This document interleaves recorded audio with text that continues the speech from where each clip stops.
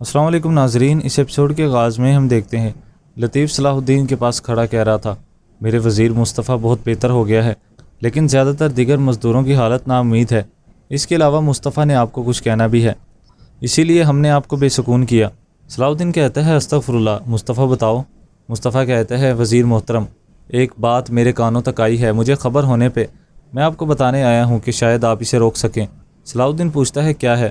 مصطفیٰ کہتا ہے جیسے جیسے بیماری کی وجہ سے کھیتوں میں مرنے والے مزدوروں کی تعداد میں اضافہ ہوا ہے، ہمارے آقا ہماری جگہ کام کرنے کے لیے نئے غلام لا رہے ہیں۔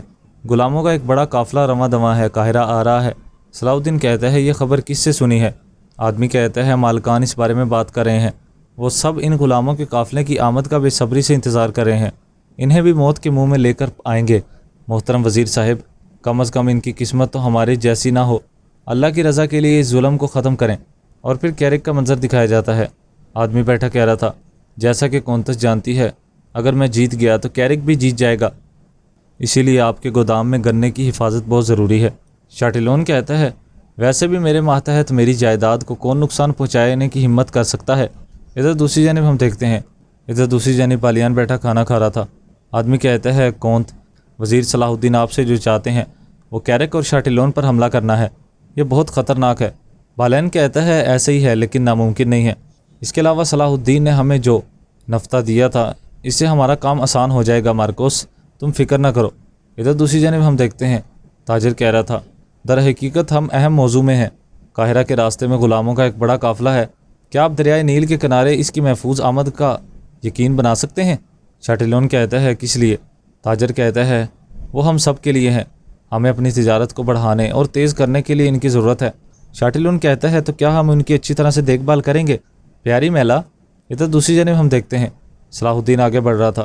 صلاح الدین کہتا ہے استیز، عرفالی، بوزوک اور ابراہیم کو فوراً میرے پاس بلاؤ خلیل، اور اعظم کو بھی طلب کرو۔ خلیل کہتا ہے جیسے آپ کا حکم میرے وزیر۔ قاضی فاضل کہتے ہیں محترم وزیر حضرت، ہم اس طرح سے غلاموں کے قافلوں پر قبضہ نہیں کر سکتے ہیں، حقوق بھی ہیں، اگر ہم ان کو واضح طور پر سنبھالیں گے تو وہ آپ کے لیے بہت پریشانی کا باعث بنیں گے۔ صلاح الدین کہتا ہے چونکہ یہ معاملہ ہے، چلو پھر خفیہ طور پر ایسا کرتے ہیں، ہم ان پر قبضہ کرنے کی بجائے غلاموں کو خود بغاوت پر اکسائیں گے۔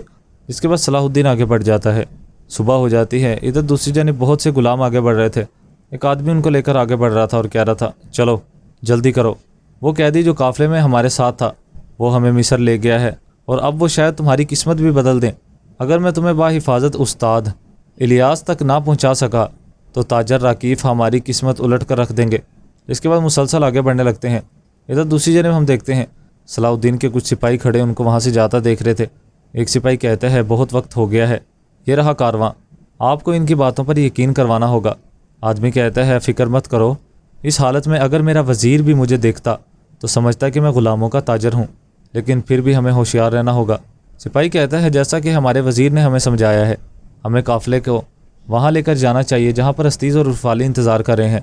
سپاہی کہتا ہے پھر چلو چلتے ہیں، جس کے بعد وہ لوگ وہاں سے روانہ ہونے لگتے ہیں۔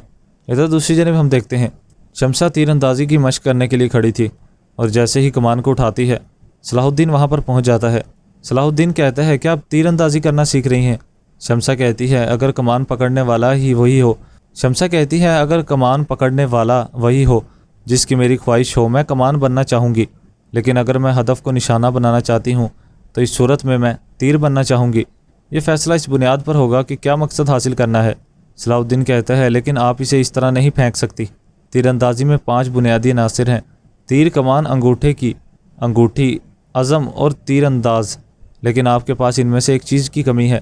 شمسہ کہتی ہے میرے پاس انگوٹھے کی انگوٹھی نہیں ہے۔ صلاح الدین کہتا ہے یہ آپ لیں، جس کے بعد صلاح الدین اسے انگوٹھی پہناتا ہے۔ شمسہ کہتی ہے آپ کا شکریہ، جس کے بعد وہ وہاں پر کمان کو کھینچنے لگتی ہے۔ صلاح الدین کہتا ہے ہدف کو درست طریقے سے نشانہ بنانے کے لیے آپ کو اسے مضبوطی سے پکڑنا ہوگا، تیر کو رکھنے اور محفوظ کرتے وقت بھی آپ کو محتاط رہنے کی ضرورت ہے۔ اس کے بعد صلاح الدین اس کو وہاں پر کچھ سکھانے لگتا ہے، اس کے بعد شمسہ کمان کو کھینچتی ہے۔ ادھر دوسری جانب ہم دیکھتے ہیں بہت سے بازنطینی سپاہی موجود تھے، وہاں پر بالیان مارکوس کے ساتھ چھپ کر بیٹھا تھا۔ مارکوس کہتا ہے کسی عمارت کے اندر موجود سامان کی قیمت باہر معاوضوں کی بڑی تعداد سے جان لی جاتی ہے، کون غار میں داخل ہونا مشکل ہے۔ اس ایپیسوڈ کا اختتام یہیں پر ہو جاتا ہے۔ ایپیسوڈ پسند آئے تو ویڈیو کو لائک کر دیں اور چینل کو سبسکرائب کر دیں، ساتھ ہی بیل نوٹیفیکیشن کو آل کر دیں۔ ملاقات ہوگی نیکسٹ ویڈیو میں، تب تک کے لیے اپنا خیال رکھیں، دعاؤں میں یاد رکھیں۔ اللہ نگہبان۔